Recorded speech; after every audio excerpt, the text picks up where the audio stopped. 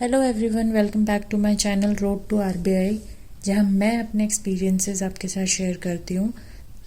अभी आज हम बात करेंगे एनआईसीएल एडमिनिस्ट्रेटिव ऑफिसर एग्ज़ाम के बारे में, जहां पे आपकी salary almost 80,000 to 90,000 in hand आपको मिलेगी। So according to the salary आप ये समझ के चलो कि मीन्स कितना कैसा लेवल का आने वाला है, बिकॉज़ वैकेंसी भी बहुत कम है और उसके अकॉर्डिंग ही आपको प्रिपेयर करके चलना है, वो चीज़ माइंड में रखते हुए कि मेंस का लेवल इतना जा सकता है टफ़। सो उस लेवल की आपको प्रिपरेशन करनी है। सो इसमें reasoning, English, general awareness, computer knowledge और क्वांट आता है। ये ऑलरेडी मैंने एक वीडियो शेयर किया, आप उसको चेकआउट कर सकते हैं। पैटर्न और सिलेक्शन प्रोसेस क्या है उससे रिगार्डिंग। सो इन सब के इक्वल क्वेश्चंस आते हैं, इक्वल मार्क्स के, और टाइमिंग में थोड़ा डिफरेंस है, क्योंकि 40 मिनट आपको रीजनिंग के लिए दिया जाएगा, इंग्लिश के लिए आपको 40 मिनट दिया जाएगा, जनरल अवेयरनेस और कंप्यूटर के लिए 30 मिनट्स दी जाएगी, और क्वांट के लिए 40 मिनट्स दिया जाएगा। सो स्ट्रैटेजी मैं आगे आपको बताऊंगी। सो फर्दर इसके बाद एक डिस्क्रिप्टिव टेस्ट भी होगा। डिस्क्रिप्टिव टेस्ट जो होगा वो आपका 30 मार्क्स का होगा, 30 मिनट्स का, जिसमें 10 मार्क्स का ऐसे होगा, प्रेसी होगा आपका 10 मार्क्स का, और कंप्रीहेंशन 10 मार्क्स का। तो आप इसकी भी प्रिपरेशन करते हुए चलेंगे तो आपके लिए बेटर होगा। अब आगे बढ़ते हैं। तो सबसे पहले हम आते हैं मॉक पे। मॉक कैसे हम अटैम्प्ट करेंगे। जैसे कि अभी रिज़ल्ट आया नहीं है, तो मैं ये सजेस्ट करूँगी, जब तक रिज़ल्ट नहीं आता आप वीक में एक फुल लेंथ मॉक दीजिए, बाकी का सेक्शनल देते रहिए, आपको बहुत बेनिफिट मिल जाएगा। और जब रिज़ल्ट आ जाए तो आप अपनी ये फ्रिक्वेंसी बढ़ा दीजिएगा, 1 से 2 कर दीजिएगा, उससे ज़्यादा की मुझे नहीं लगता रिक्वायरमेंट है, बिकॉज इसमें बहुत टाइम कंज्यूम होता है। आप लॉन्ग आवर्स जो अगर आप सिर्फ मॉक दोगे तो आप अपनी प्रिपरेशन में टाइम नहीं दे पाओगे। तो 2 मॉक एक वीक में बहुत है, आप डे डिसाइड कीजिए और उसके अकॉर्डिंग ही अपना प्रिपरेशन कंटिन्यू कीजिए। अब हम स्ट्रैटेजी की बात करते हैं, तो रीजनिंग पे आते हैं। जहाँ तक मुझे लगता है आपको मेंस लेवल के पजल्स और सिटिंग अरेंजमेंट की बहुत अच्छी प्रैक्टिस करनी चाहिए, और आप सेक्शनल हर सब्जेक्ट का एक बार लगा के देखो, आपको आइडिया हो जाएगा किस टाइप के क्वेश्चन आते हैं, कहाँ से आपको कितना प्रिपेयर करके चलना है। सो मेंस लेवल के सिटिंग और पजल आप अपना स्ट्रॉन्ग बनाइए, अगर आप स्ट्रॉन्ग बना सकते हैं। अगर आपकी ये पोर्शन स्ट्रॉन्ग नहीं है तो आपका जो मिसलेनियस पोर्शन है आप उसको स्ट्रॉन्ग बनाइए। मशीन इनपुट है, लॉजिकल क्रिटिकल रीजनिंग है, इन सबको अपना स्ट्रॉन्ग बनाइए।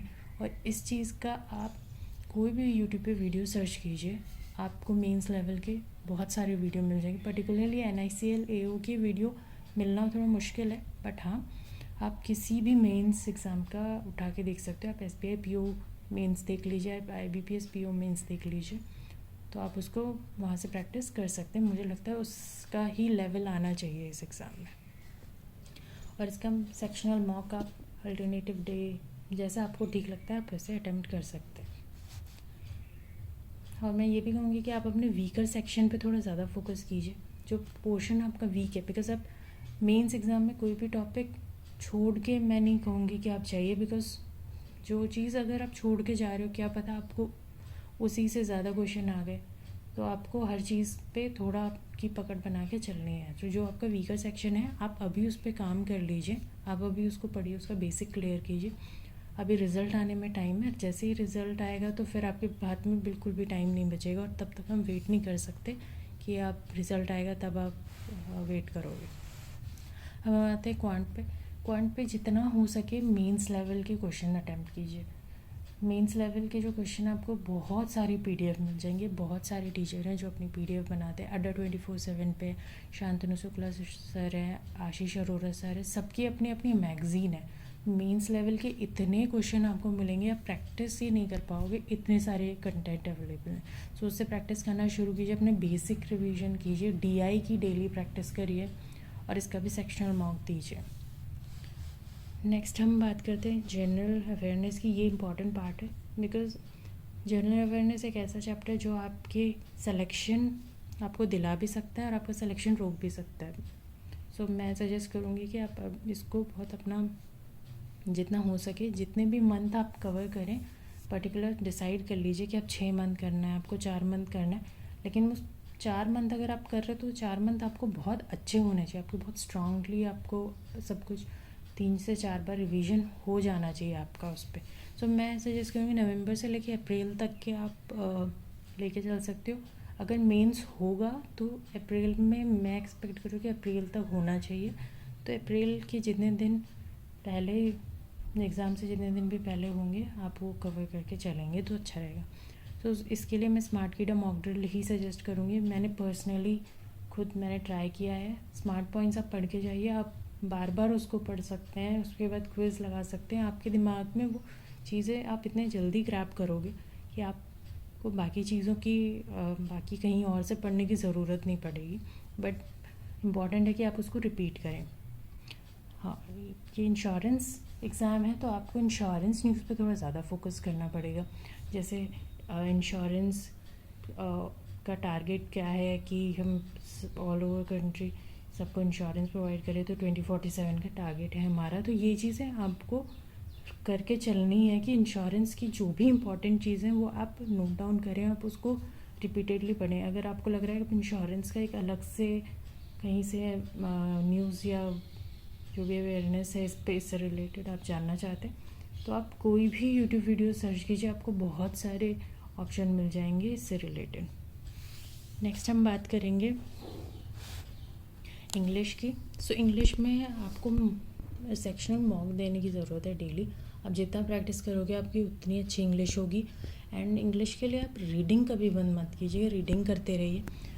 आप निमिषा बंसल मैम की एडिटोरियल क्लासेस डेली देख सकते हैं। वो आपको एक डिस्क्रिप्टिव क्वेश्चन भी देती हैं, आप उसको लिखें और उसको लिखने के बाद खुद से लिखने की कोशिश करें। उनके ऑलरेडी आंसर्स होते हैं उसमें, आप फिर उसको चेक करें, आप उसको मैच करें कि आपने जो लिखा और उनमें जो लिखा लैंग्वेज में क्या फ़र्क है।